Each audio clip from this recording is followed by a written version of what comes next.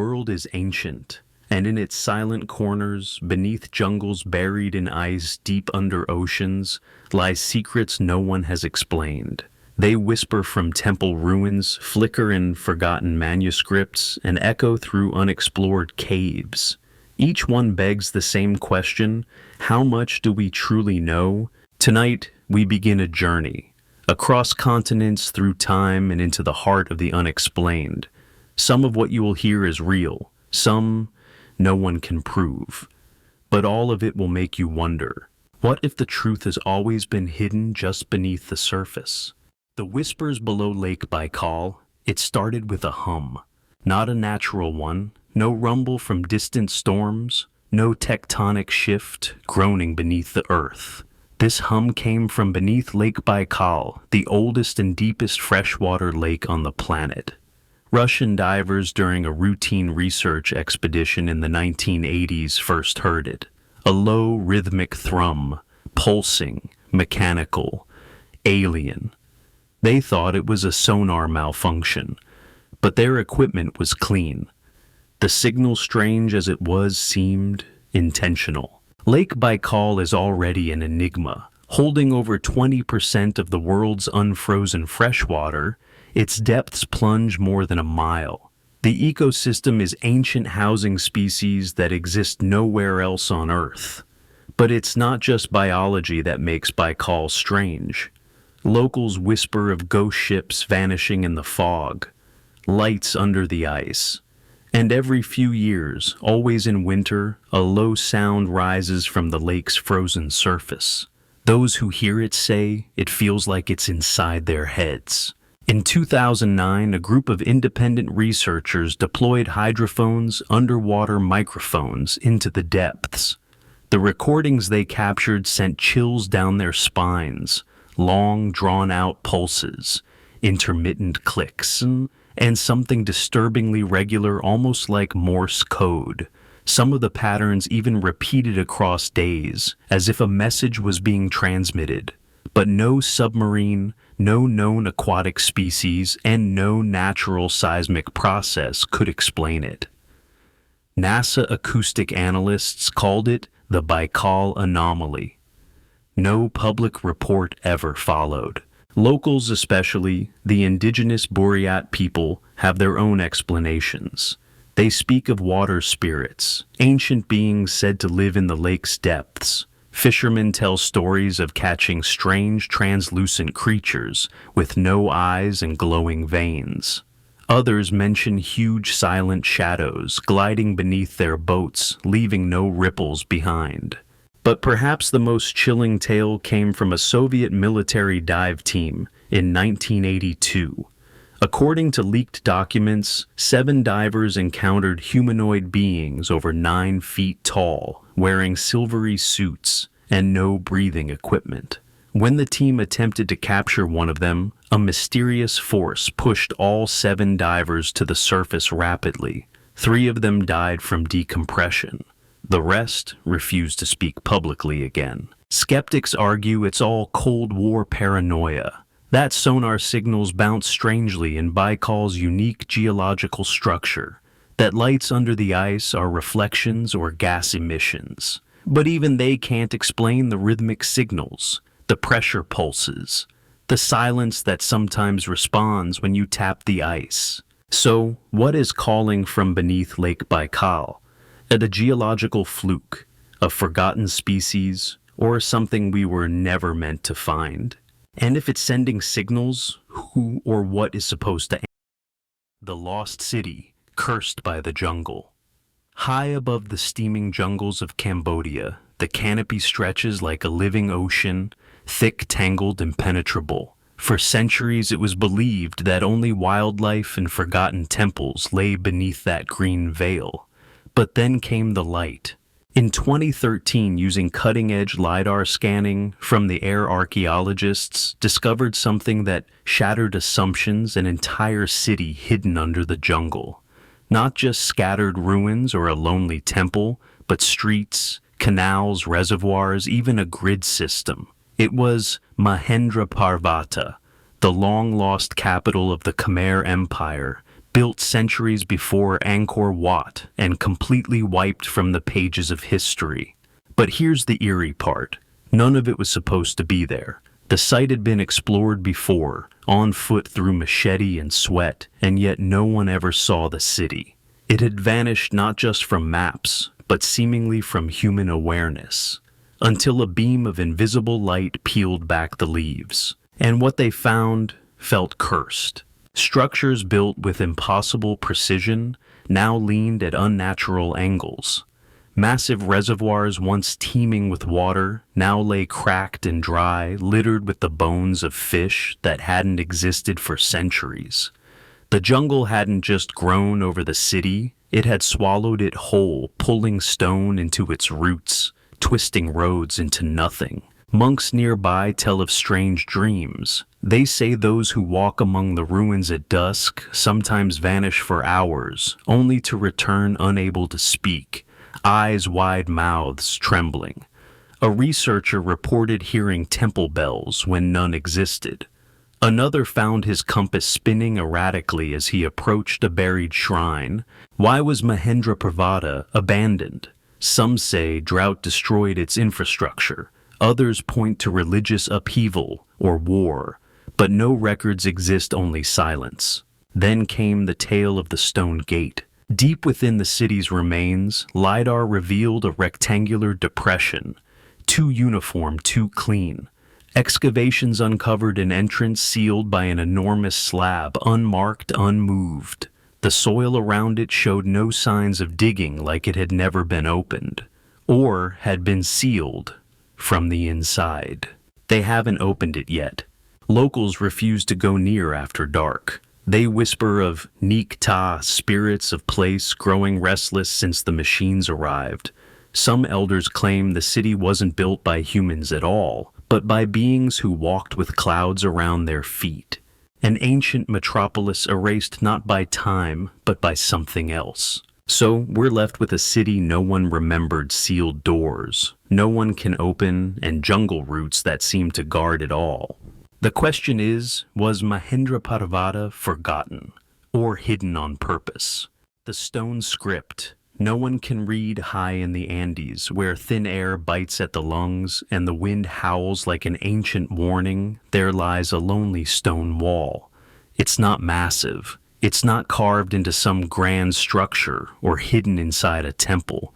Just a broad, flat slab, sun-bleached and half-buried near a forgotten mountain trail. But what's etched into it, no one can explain.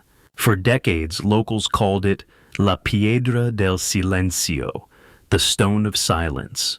Covered in dozens of tight, precise symbols, it doesn't resemble any known writing. Not Inca, not pre-Inca, not Spanish, not anything. Some lines swirl like waves. Others snap into angular clusters like blueprints or constellations. In 2002, a linguist from Buenos Aires tried to decode it. He brought with him satellite images, phonetic pattern software, and local Quechua experts. After 2 weeks, he left shaken. His notes ended with a single line. This is not language, it's something else. And yet, the stone speaks. Not literally, but those who spend too long with it report strange experiences. One hiker claimed he felt a deep vibration when tracing a spiral shape with his finger, like something humming beneath the rock. Another said she heard whispering not around her, but inside her head after staring at the symbols under moonlight. Archaeologists tried to carbon date nearby soil. They got conflicting results. Some samples pointed to 800 years old, others to over 6000. One theory suggests the symbols may have been added across centuries by different civilizations, but the carving depth and tool marks are identical, as if made in one go. One fragment shows what looks like a humanoid figure, round head, long limbs, arms outstretched toward a set of star-shaped marks. Some believe it's a map, others a warning. But to where or to what?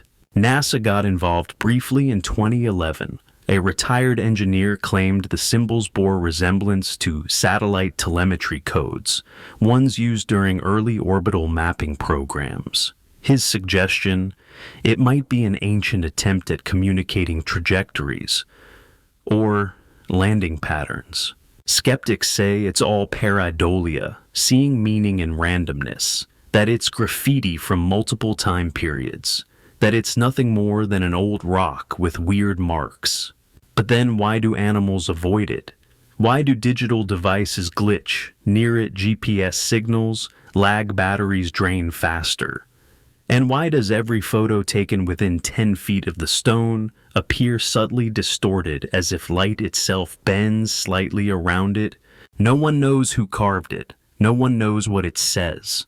But if it's a message etched into the stone at the roof of the world, then the most haunting question isn't what it means. It's who it was meant for.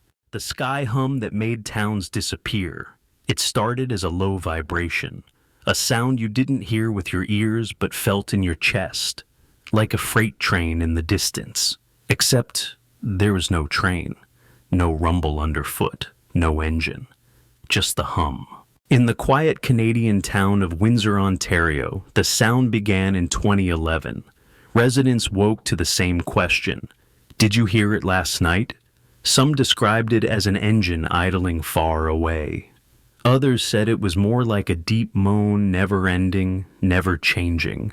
It pulsed at odd hours, sometimes waking entire neighborhoods. Dogs barked, windows rattled, then silence. But it always came back. Scientists investigated. Acoustic experts, seismologists, even military observers. They ruled out earthquakes, factories, construction, weather patterns. No local source fit.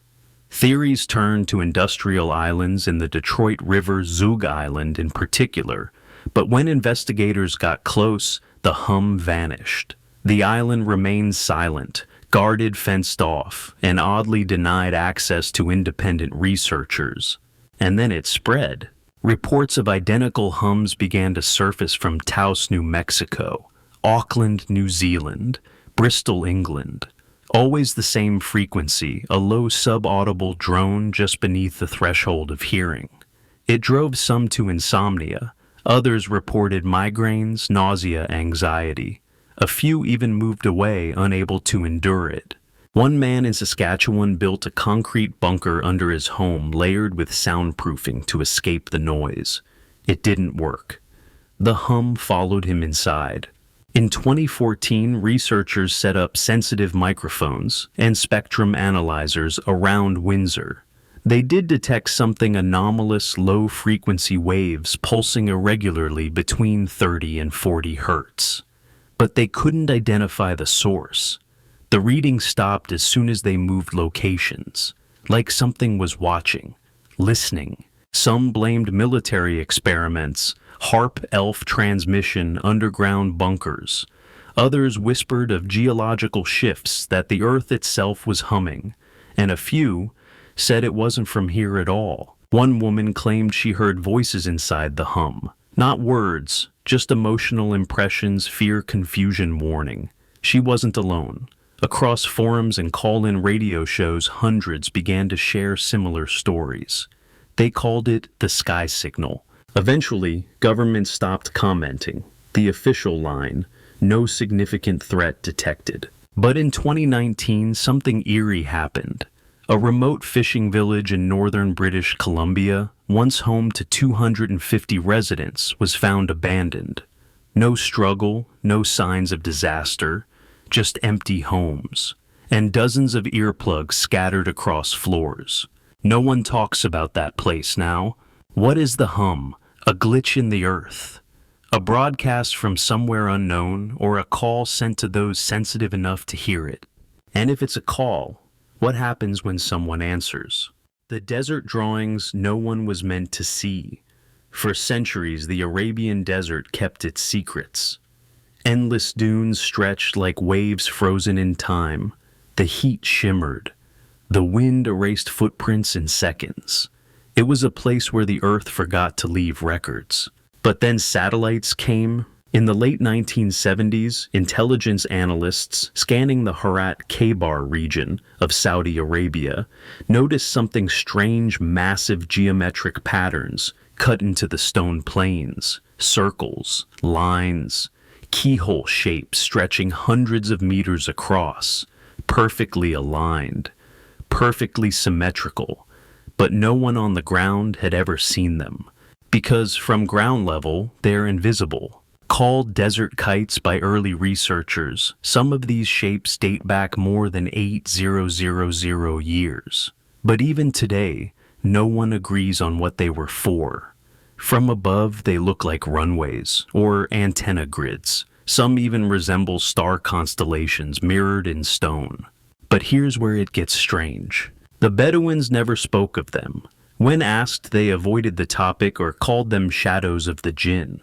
A few elders claimed their grandfathers warned never to sleep near the lines, that camels would grow restless, that compasses spun, that travelers sometimes vanished. Archaeologists say they were ancient traps used for herding wild gazelles into narrow passages for slaughter. But that theory falls apart in certain sites where the lines lead nowhere, or intersect at impossible angles.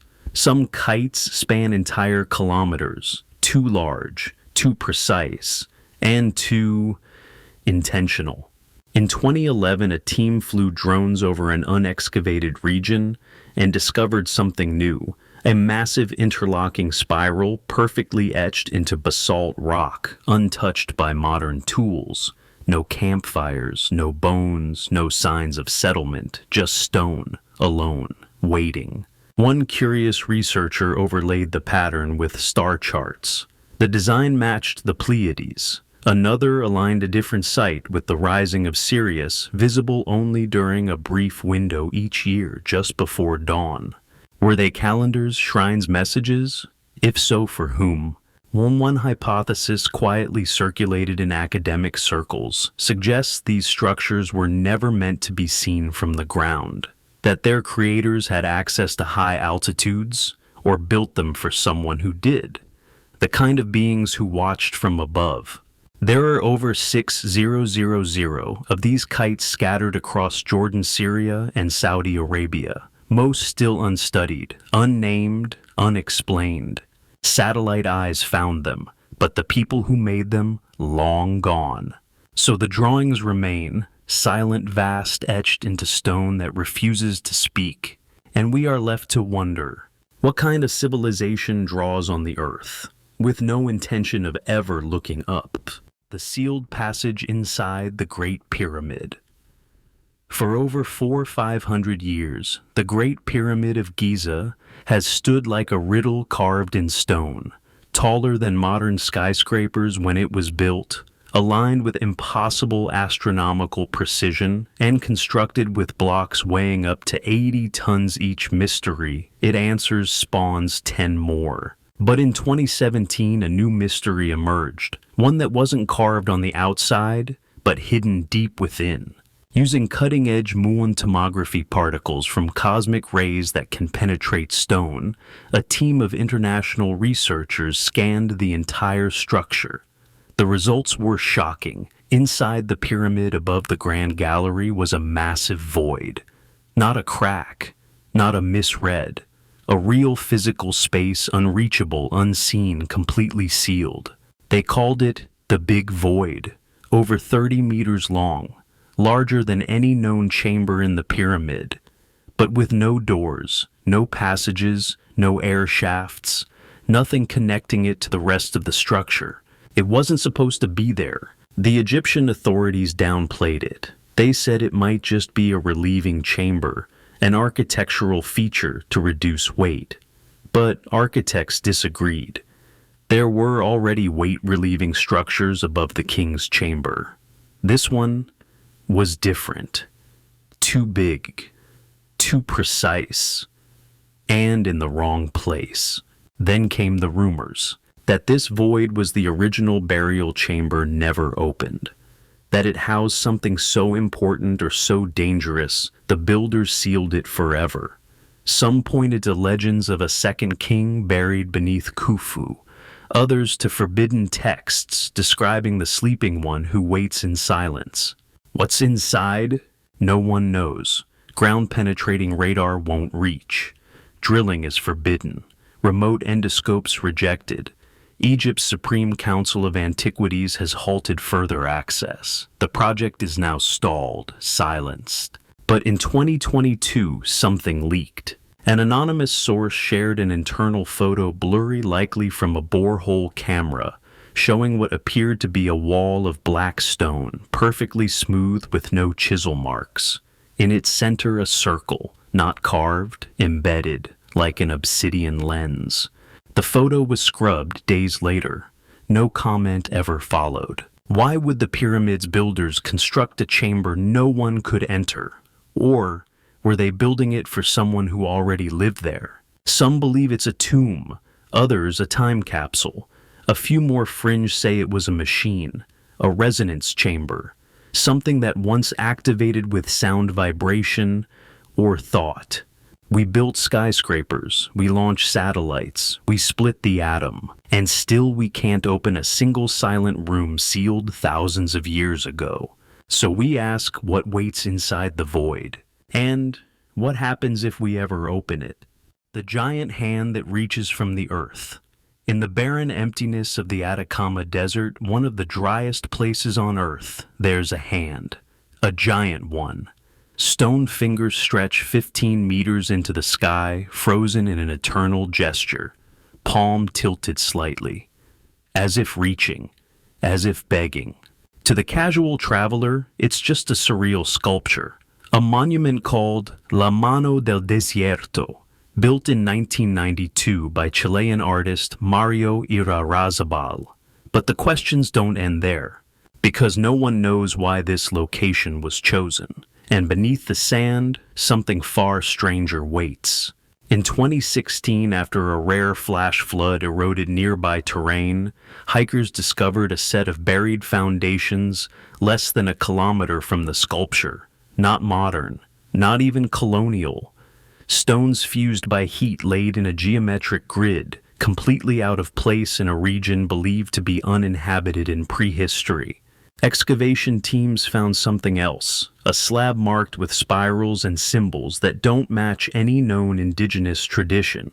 Radiocarbon dating, inconclusive. The stone itself seemed altered, denser than it should be. Metallic traces in the core, uncuttable by standard tools.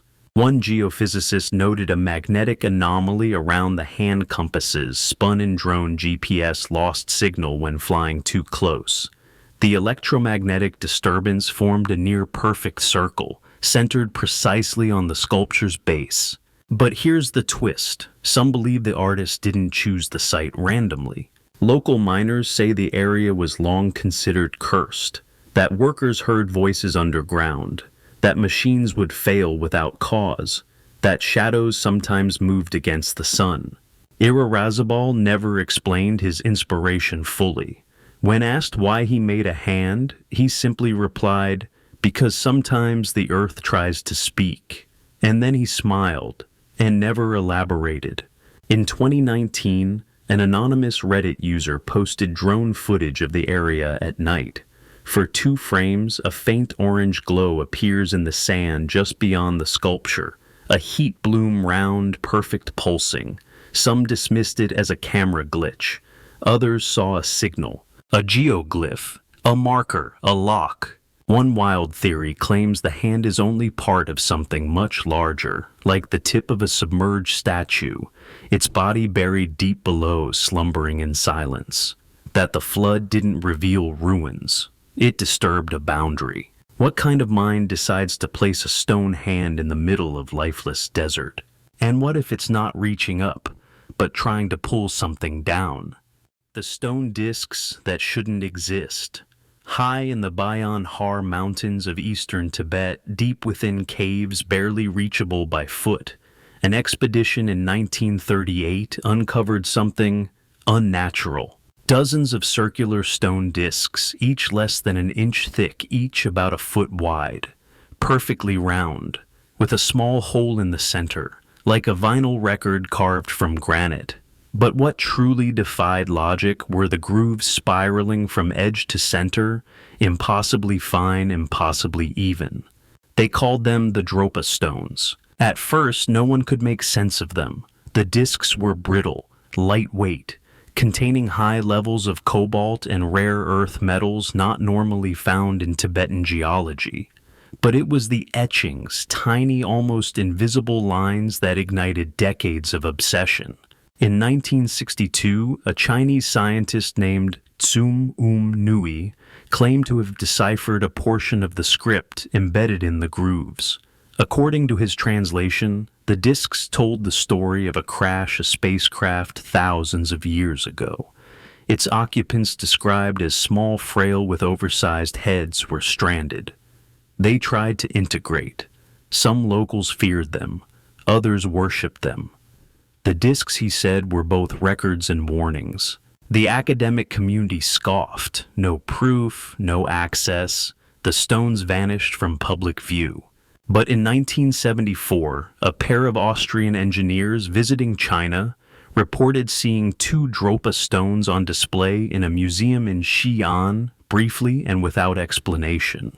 They tried to photograph them. Security intervened. Days later, the stones were gone.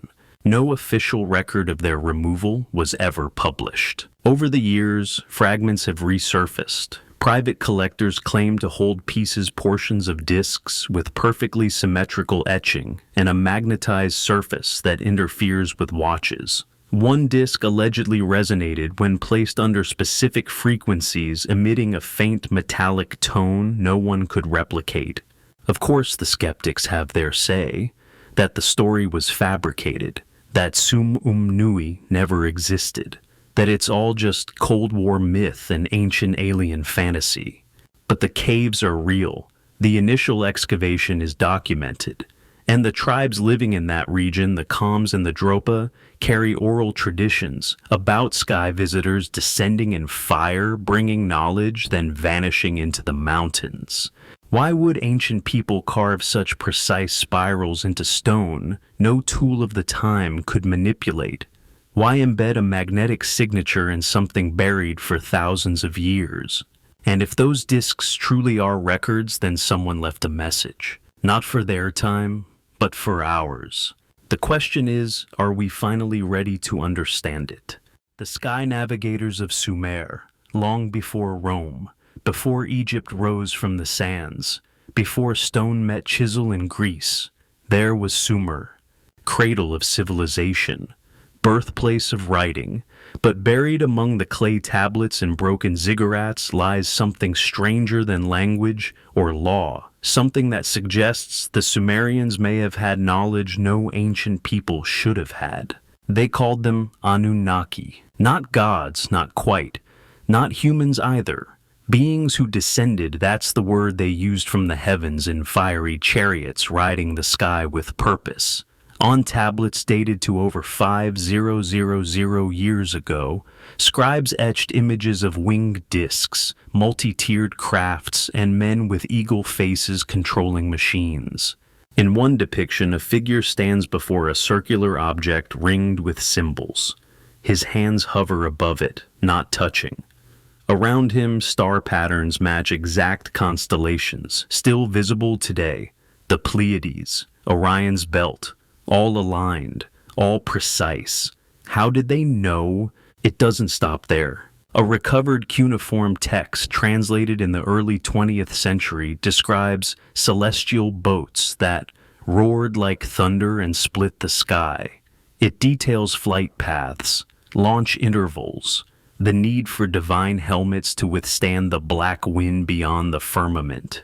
What were they describing? Skeptics say it's metaphor, religious poetry. But linguists note the Sumerians were a literal people. Their farming records and star charts are mathematically flawless. Their calendar remains shockingly accurate. They did not deal in vague symbolism. If they wrote of machines in the sky, it may be because they saw them. Then there's the cylinder seal VA 243 found in Baghdad, now stored in Berlin. It shows a man offering a star-shaped object to another figure, But in the background, hovering above them, is a cluster of spheres, 11 in total, arranged around a large central sun-like disk. Some claim it's the solar system. And here's the problem. Sumerians should have only known about 5 planets visible to the naked eye. Yet this seal seems to show all 9, plus 2 more, including one placed far beyond Pluto. Coincidence, artistic abstraction, or a memory recorded in stone of something told to them by those who came from the sky.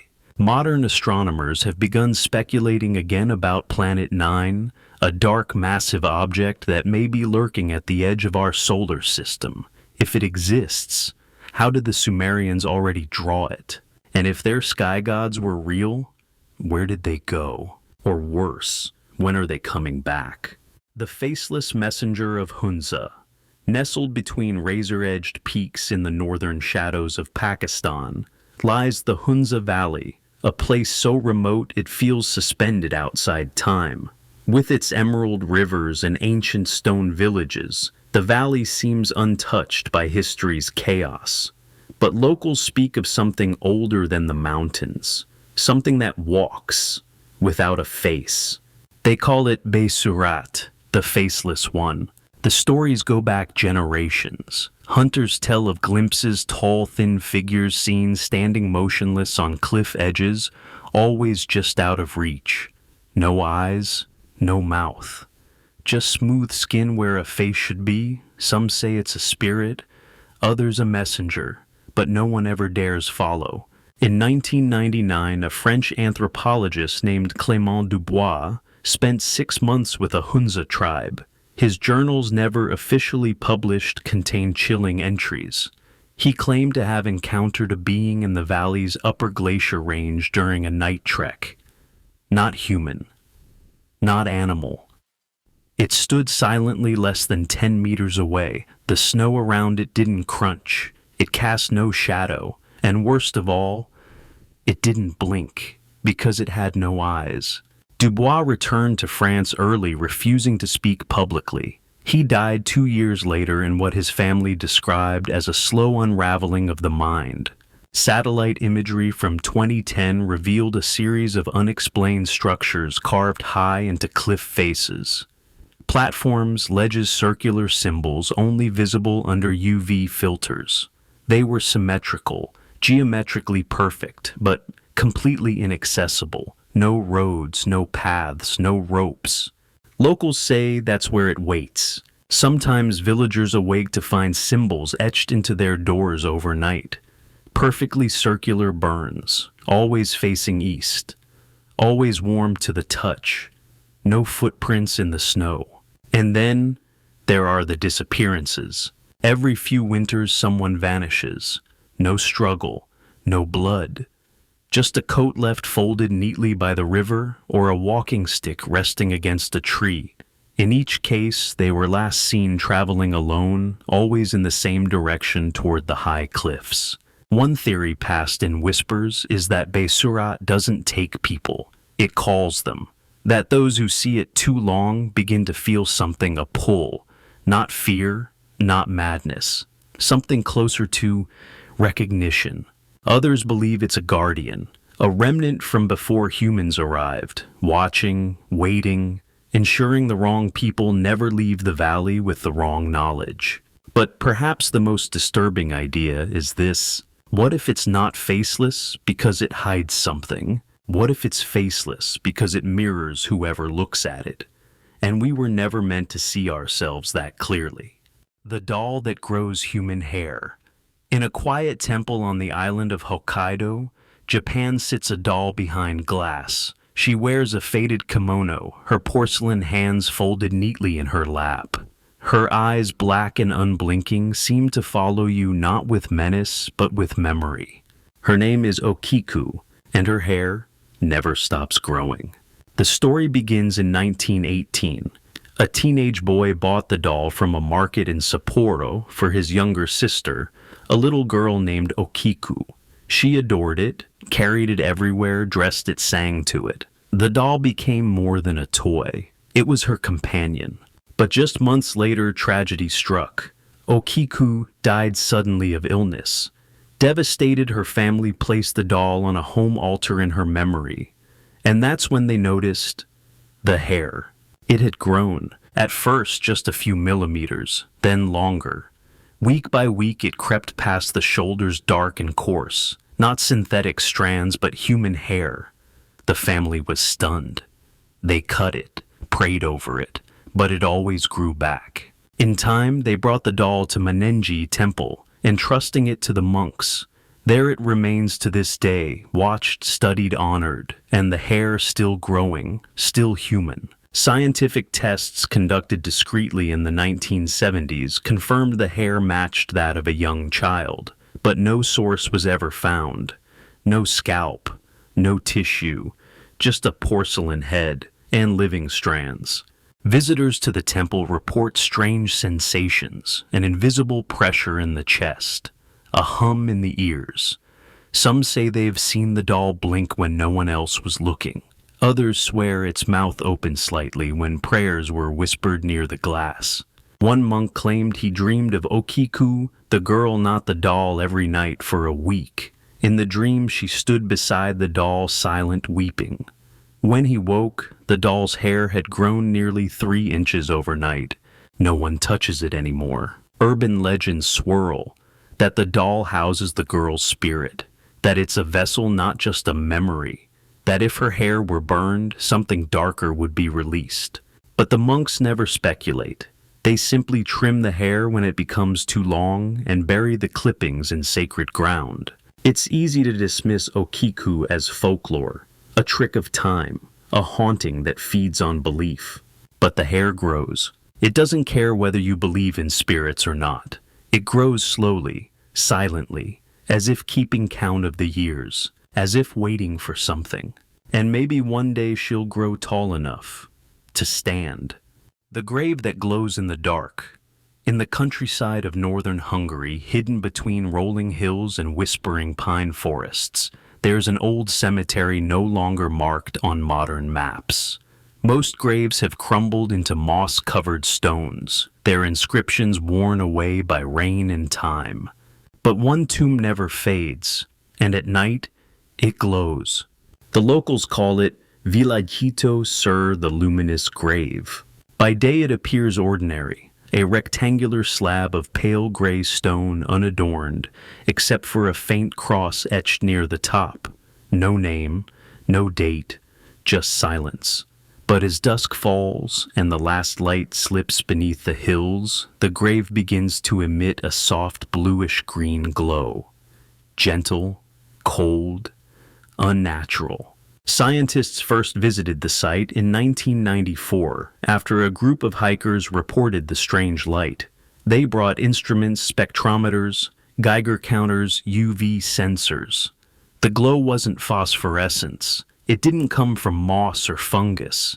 The stone wasn't radioactive. And yet it pulsed faintly with energy, consistent, rhythmic, like a heartbeat buried beneath soil. They took samples. Granite mixed with something else, a mineral composition not found in nearby geology. One report mentioned traces of yttrium and terbium, rare earth elements used in modern lasers. But this stone predates industrial extraction by centuries. The villagers had other stories, that the grave belonged to a monk who defied the church, a healer, some say a seer, that he was buried in secret after performing rituals forbidden even by local folklore. One tale claims he predicted his own death and instructed his followers to build the tomb using a special stone that listens to the stars. No records confirm this, no church registry, no historical ledger, just a grave that glows. One professor from Budapest returned years later with new equipment. He found that the light intensified briefly during full moons, and most curiously on December 21st, the winter solstice. On that night, the glow rose in frequency until it became visible from over 100 meters away, casting shadows across the graves beside it. He never came back after that trip. Photographs taken at the site consistently blur, not due to movement but something else. a smearing of pixels as though the camera's lens resists seeing clearly. Drone footage fails, compasses spin, electronic watches reset. Attempts to exhume the grave have all been denied. Local authorities cite heritage preservation, but residents whisper another reason, that the tomb is not empty, that beneath the glowing stone lies something ancient, not dead, but dormant, something bound by light. And maybe whatever's buried there isn't waiting to rise. Maybe it's waiting for the dark to be just right, to open. The coffin that refuses to open. Malta is an island of stone and silence. Its cliffs rise from the sea like ancient teeth, and its temples older than Stonehenge hold echoes of civilizations long vanished. Beneath this limestone cradle lies a crypt, hidden, forgotten, and sealed. It was discovered in 1902 by accident during construction work in the town of Paola. Workers digging near a church foundation broke through to a subterranean chamber. What they found startled even the most seasoned archaeologists, a catacomb older than anything in written Maltese history. Walls covered in spiral patterns, carvings of strange figures, neither man nor beast. And in the center, resting on a raised platform of black basalt, was a single stone coffin. Perfectly rectangular, smooth to the touch, seamless, no lid, no visible joint. They tried to open it, first with chisels, then levers, then saws. Nothing worked. The tools left no scratches. Even explosives tested cautiously on nearby stone had no effect on the coffin. Not even a crack. They brought in experts from Europe. Some believed it wasn't a coffin at all, but a sarcophagus forged from an unknown volcanic alloy. Others speculated it might be a reliquary, a sacred container. But for what? No one could answer. No one could open it. And then came the sounds. At night, workers still clearing the chamber reported low vibrations, deep thuds from within the stone box. Rhythmic, like breathing. They swore it pulsed ever so slightly, as if something inside was shifting. They sealed the crypt. For nearly a century, the chamber remained closed, buried beneath newer buildings. But in 1995, a restoration project unearthed it again. When archaeologists re-entered the chamber, they found the coffin untouched, dust-free, as if someone or something had been caring for it from within. One researcher lowered a thermal scanner toward the stone. The results came back cold, except for the exact center of the coffin, which registered several degrees warmer than its surroundings. There was no light, no heat source, no explanation. Locals began leaving offerings at the site, coins, flowers, handwritten notes. Some claimed dreams of voices calling from beneath the stone. One woman said she heard a name whispered in a language she had never learned but couldn't forget. The authorities halted further exploration. The official reason structural instability, but the real reason some believe is fear. Because maybe it isn't just a coffin that refuses to open. Maybe it's a lock. And if that's true, then something inside isn't being kept in for our safety. It's being kept out of the world for its own. The time crystal buried in Antarctica, in the coldest place on Earth, where winds howl like distant screams and no life stirs for miles, something lies buried beneath the ice. Not a fossil, not a meteorite, but a structure small, silent, and impossible. They found it in 2016. A Polish research team drilling into the Shackleton Range hit something solid, too solid. Their drill snapped. Sensors showed a dense object embedded 5 meters below the ice. Metallic but not magnetic. Warm but generating no heat. It wasn't supposed to be there. They excavated carefully expecting rock. Instead, they unearthed a crystal, octagonal, glossy, smoky gray with shifting iridescent veins, roughly the size of a grapefruit. But it didn't reflect light. It seemed to absorb it, bending shadows around it in strange ways, and when held, it hummed, a soft pulsing frequency just at the edge of hearing. Back at the research station, things got stranger. One scientist claimed her watch began ticking backwards while holding the crystal. Another said she lost 15 minutes unaccounted for on logs, video, or memory. A third began sleep-talking in a language no one recognized. He had never spoken in his sleep before. The team attempted spectral analysis. The results were blank, not inconclusive blank, as if the machine refused to acknowledge the object's presence. And then came the incident during a power outage. The crystal emitted a faint glow, not visible, perceived. The entire team reported seeing shapes in their peripheral vision circles, within circles patterns that made their eyes ache. When the power returned, 2 of the researchers packed their bags and left the continent within 24 hours. They never returned. One deleted every file associated with the object. The other refused to speak of it again. Some believe the crystal is what physicists now call a time crystal, a theoretical form of matter that repeats itself not in space, but in time. It doesn't degrade. It doesn't move forward. It loops like a clock stuck in a heartbeat. But that doesn't explain the visions, the missing time. The way birds flying over the site veered sharply away every single time, as if guided by some ancient instinct.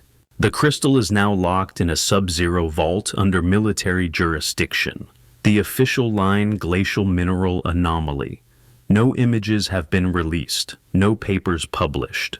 But those who've seen it say one thing: it's not of this world. The only question is, did it fall from the sky? Or was it left behind, on purpose?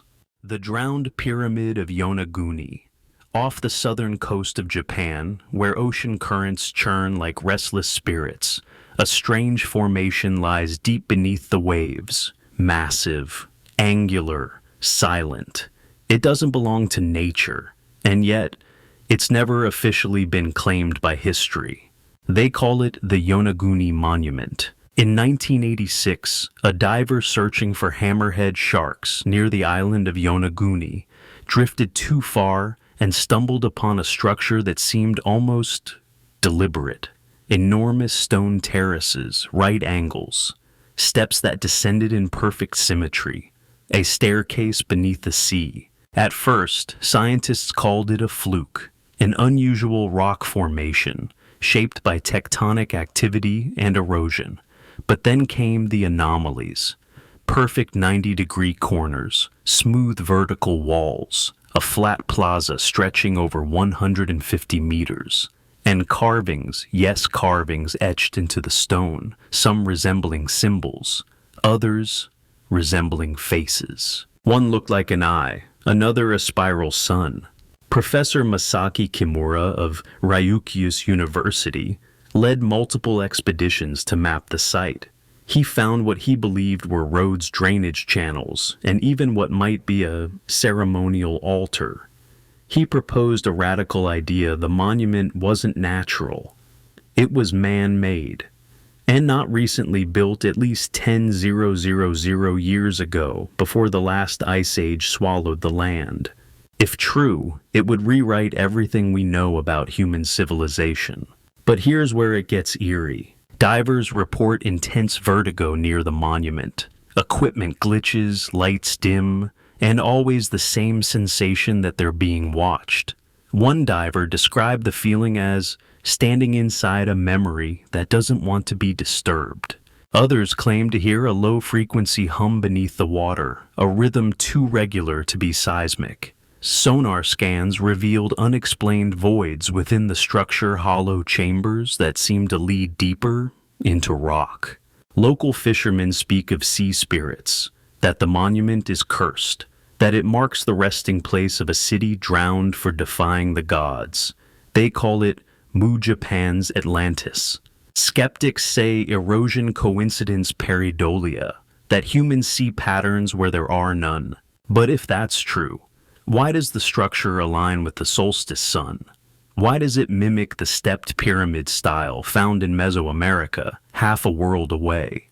Why do the carved eyes always face east toward rising light?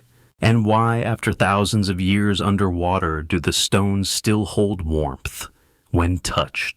It might be ruins, it might be nature. But what if it's something older than both? What if Yonaguni isn't just a city that sank, but a warning that surfaced?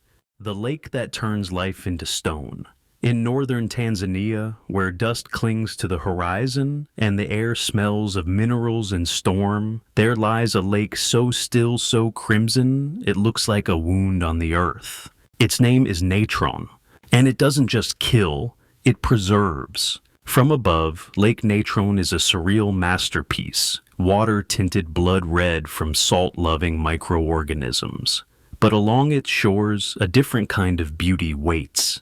The bodies, frozen in motion. Birds with wings outstretched mid-flight. Bats clinging to empty branches. Fish curled mid-swim. All calcified, turned to stone. Perfect, haunting, untouched. It's no illusion. The lake's alkaline water has a pH as high as 10.5, similar to ammonia.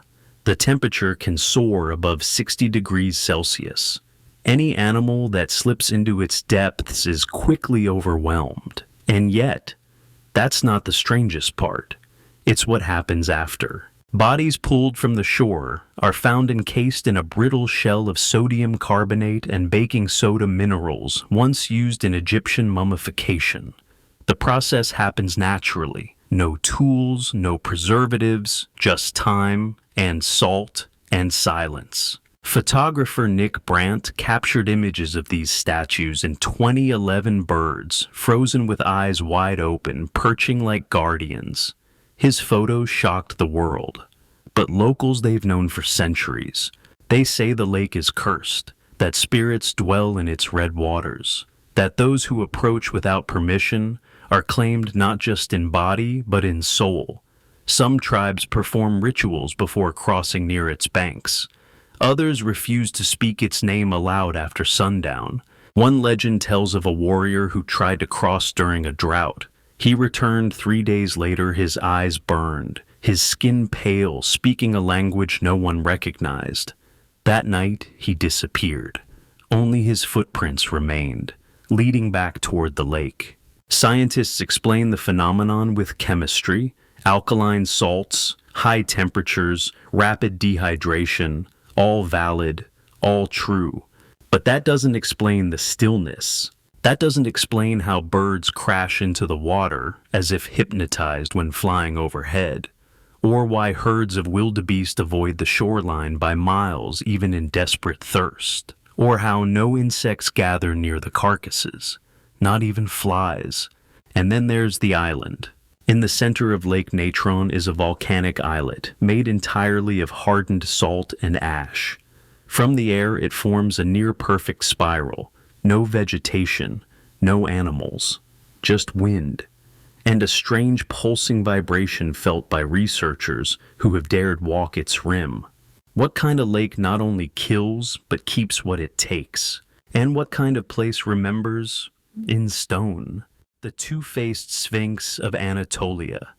In the dusty highlands of eastern Turkey, where winds hiss through broken stones and the earth feels older than time, lies a fragment of something no one can fully explain. They called it the Double Sphinx. Half buried near the ruins of Mount Nemrut, the statue wasn't discovered until 2008, when a minor landslide revealed its head. It was unlike anything nearby. Carved from obsidian dark stone, its feline body lay weathered by centuries. But the face, not one, two. One forward, one behind. The front face bore the features of a serene human eyes closed mouth, still framed by a lion's mane. The second face turned to the rear had no expression at all. Smooth, eyeless, as if left unfinished. But that's not the strange part. Under the moonlight, the faceless side glows faintly. Only then. No artificial light triggers it. No thermal scan detects heat. But when the full moon rises over the ridge, Witnesses have reported a faint outline emerging lines forming an expression, one that seems not human. Some call it an illusion, light and shadow on polished rock. But geologists confirmed the surface wasn't reflective, and archaeologists were baffled there's no record of a two-faced sphinx in Hellenistic or Anatolian culture, no precedent, no style comparison. It simply shouldn't exist. Nearby inscriptions, half eroded and untranslated, refer to a being called Bakhtu Mir, the Watcher Between Suns, a name never seen in ancient texts before or since. And one passage roughly translated warns, "Do not walk behind him. He sees what should not be seen." The statue was excavated and transported to a local museum in Gaziantep. But just days after its arrival, strange things began to happen. Security cameras glitched only between midnight and 3 a.m. One guard quit after claiming he heard whispering in a language that wasn't sound. A researcher who touched the smooth face suffered night terrors for weeks, each dream ending with a second version of herself, staring back in silence. Eventually, the museum quietly placed the statue in storage. No public access, no mention on their website. Officially, it's under conservation review. But satellite imagery from 2021 shows the crate moved not to another museum, but to a remote facility used for deep Earth seismic studies. No explanation was given. Some believe the two faces represent duality, life and death, light and shadow. Others think it's a calendar marker, aligned to celestial events long forgotten. But a growing theory whispers of something older, a sentinel, watching forward and backward. And maybe it isn't the front we should fear, but the face with no eyes, 'cause it sees what hasn't happened yet. The map that shouldn't exist. In 1929, inside the dusty archives of Istanbul's Topkapi Palace, a rolled parchment was discovered wedged between forgotten books. At first glance, it looked like just another faded chart. But when historians unrolled it, they realized they were looking at something impossible. It was a map, signed by Piri Reis, an Ottoman admiral, cartographer, and scholar, dated 1513. The coastline of South America was remarkably accurate, too accurate, long before it had been explored, let alone charted. But that wasn't the shock. The map showed something far more disturbing. At the bottom, partially torn and faint with age, was a depiction of a massive southern landmass. Mountains, rivers, coastlines. It matched almost perfectly the outline of Antarctica. Except, Antarctica wasn't officially discovered until 1820. And here's the kicker, it was drawn without ice. The map seemed to show the true contours of the Antarctic continent beneath the frozen sheet that now buries it under miles of glacial crust. That knowledge wasn't confirmed until 1958, when seismic surveys revealed what lay below. So how did a 16th century admiral know? Historians were baffled. Piri Reis claimed in notes that his map was based on 20 charts and mappae mundi, some from the time of Alexander the Great. He didn't claim authorship. He was compiling, translating, copying something much, much older. But older than what? One theory suggests he had access to ancient Greek or Phoenician documents now lost to history.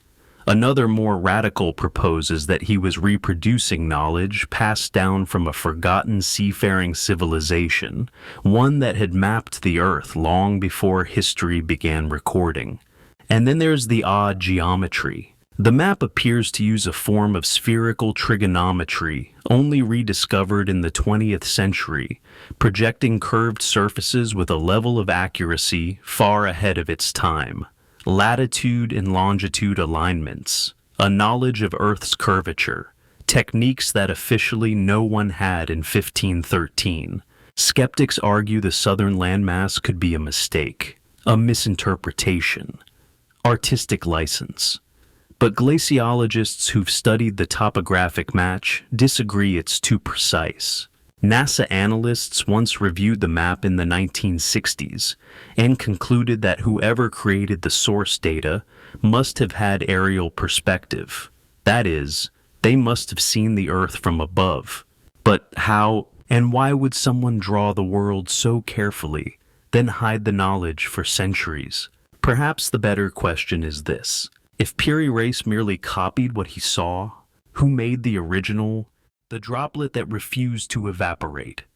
In the parched hills of Bihar, India, where dust clings to every breath and monsoons come like prophecy, there is a cave rarely spoken of. Locals call it Nishabd Gufa, the silent cave. Not for its quiet, but for the silence it demands from those who enter. Because at its heart, a single droplet hangs, and it never falls. Scientists first heard about it from a retired geologist in 2004. He had seen it decades earlier, discovered while mapping seismic faults. He remembered the entrance narrow, hidden behind tangled roots and jagged stone. And deep inside, in total darkness, suspended from the ceiling of a domed chamber, was a drop of water, hanging, motionless. They assumed exaggeration until they saw it. Just one droplet, clear, perfectly round, clinging to a smooth stalactite. But the chamber was hot, temperatures exceeding 35 degrees Celsius. The air was dry. Other droplets had long since evaporated or fallen, but not this one. It didn't move, didn't shrink, didn't drip. It just stayed. Teams brought instruments, humidity sensors, thermal imagers, microscopic lenses. They recorded time-lapse video for weeks. Still the droplet remained. No size loss, no mass change. It cast a faint refraction on the cave floor like glass, but alive. Then the instruments began to fail. Batteries drained rapidly. Lenses fogged from inside. Electromagnetic readings fluctuated wildly. One camera captured a strange flicker just before powering down, a flash of blue light at the center of the droplet, like something reflecting from within. Locals told a different story. They said the droplet is older than the cave, that the gods placed it there to seal something beneath, that once during a storm, a group of treasure seekers broke into the chamber and tried to remove it. None returned. Their ropes were found days later, cut cleanly coiled in perfect circles outside the entrance. One monk who spent a night in the cave as part of a ritual emerged pale and trembling. He said the droplet spoke to him not in words but in images, of stars collapsing, of time reversing, of silence so deep it bled into thought. Some now believe the droplet isn't water at all. They suspect it's a suspended state of matter, possibly a Bose-Einstein condensate frozen in time defying entropy. But that would require temperatures near absolute zero, in the middle of a sweltering cave. Others whisper it's a gate, a barrier, a sealed thought from the beginning of the world. One thing is certain, it does not want to fall, and perhaps the real fear isn't what happens if it disappears, but what happens if it finally touches the ground. The symphony that plays from the tombs, deep beneath the hills of Umbria. Is Italy hidden in a necropolis carved before Rome drew its first breath? Ancient tombs rest in perfect symmetry, silent, forgotten. Except sometimes they sing. The site is known as Civita Sonora, the Sounding City. First excavated in the 1930s, archaeologists found over 40 burial chambers, each constructed with uncanny acoustic precision. Vaulted ceilings, concave stone walls, echoes that travel without distortion. Some speculated it was ritual design chants amplified for the dead. But then in 2011, something changed. During a routine drone survey, researchers picked up an anomaly. At exactly 2:17 a.m. during a full moon, one of the chambers emitted a low harmonic tone, sustained, measured, musical. It wasn't random. They placed sensitive audio recorders in multiple tombs. Over several weeks, they captured it again and again, always between 2:15 and 2:45 a.m. only during full moons. A tone like a distant cello, faint but distinct, lasting between 43 and 47 seconds. And then it grew more complex. One night the sound deepened into chords, not dissonant but structured, like an introduction. Another chamber responded higher, like violins. Then silence. Then after 6 minutes, a final note, melancholic, almost intentional. It wasn't just sound. When they played the recordings through visual spectrum analyzers, geometric patterns formed fractals, spirals. One resembled a lotus, another a sigil found on an Etruscan altar miles away, carved over 500 years ago. Skeptics suggested natural resonance, wind tunnels, thermal shifts, but the tombs are sealed. Air doesn't flow through them, and the tones only appear during lunar alignments, never at random. Local legends tell of the musica dei morti, the music of the dead, that the ancients believed the soul passed not through fire or judgment, but sound, that the correct harmonic frequency could lift the spirit, or awaken something buried. Some believe the tombs are an instrument, a cathedral turned inside out, that whoever built them didn't bury the dead beneath music. They buried music within the dead. In 2016, the tones abruptly stopped. No change in weather, no seismic shift, just silence. Until 2020, in Obakholberag, on the night of a lunar eclipse, every microphone left in the tombs recorded the same 5-note sequence played in reverse. The final tone, matched perfectly with a note found in a 17th century composition by a composer who vanished without a trace. A melody that echoes across centuries. A song no one wrote, but something is still playing. So we ask, who built the tombs to sing, and what exactly is listening? The time traveler in the medieval mural.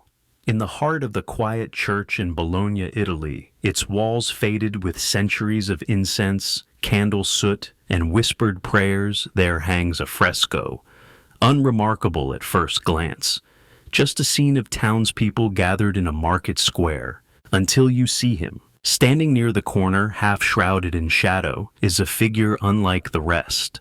While others wear robes and sandals, he dons a dark tunic with seams too precise.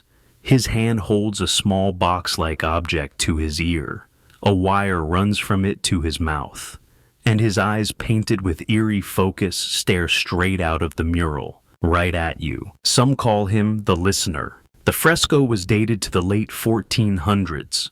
No restoration had altered this figure, no evidence of forgery. Art historians were baffled. The brushwork matches the style of the original painter, yet the object doesn't belong.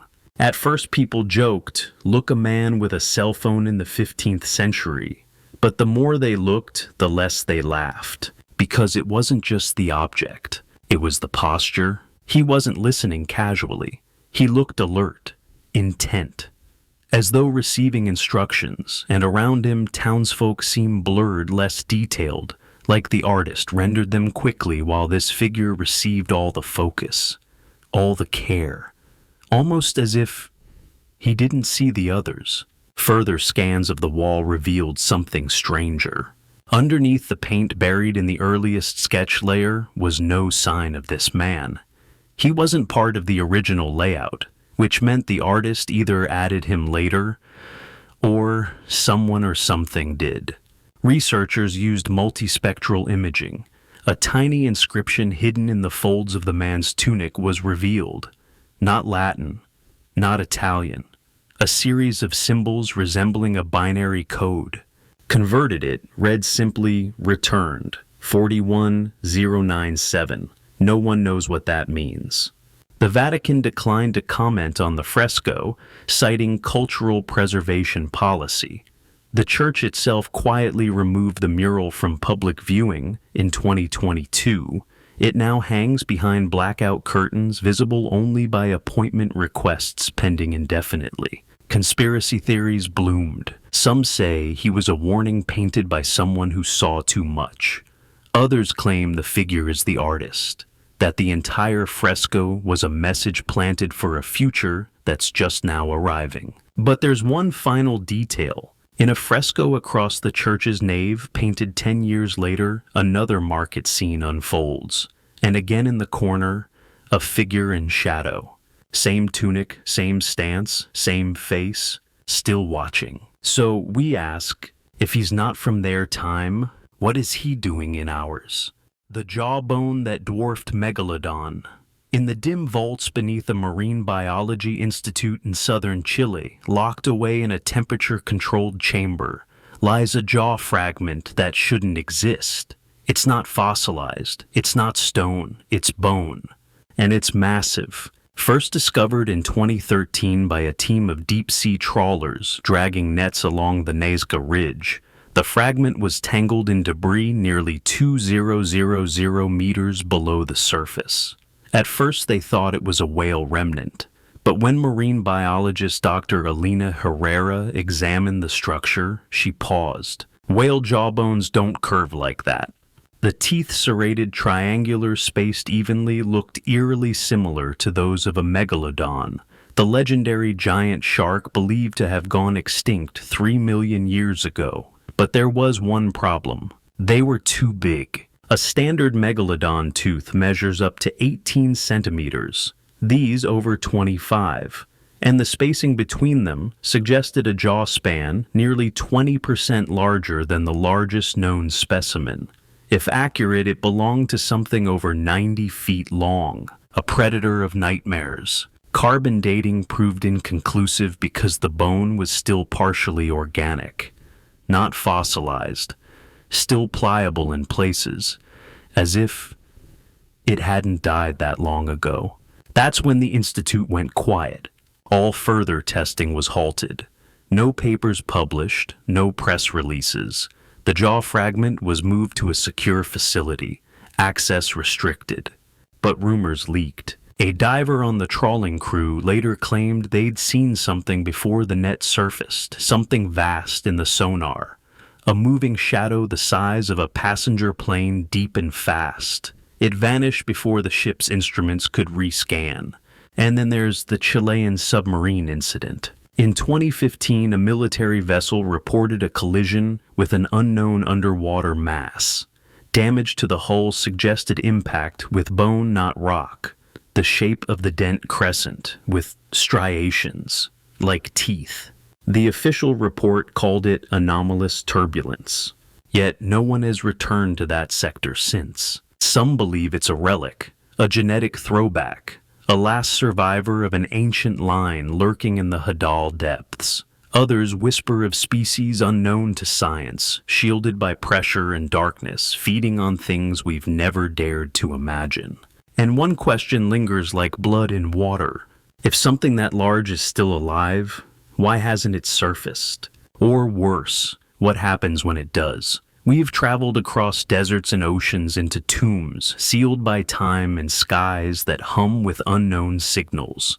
We've seen maps that shouldn't exist, statues that watch from both sides, and songs played by the dead.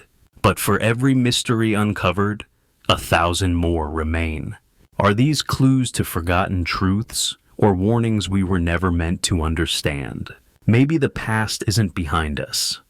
Maybe it's waiting just beneath the surface, buried in static, written in symbols we haven't yet learned to read. Now we ask you, which of these mysteries felt the most real, and which ones do you hope stay hidden? The world is watching, listening, and it may not be done whispering.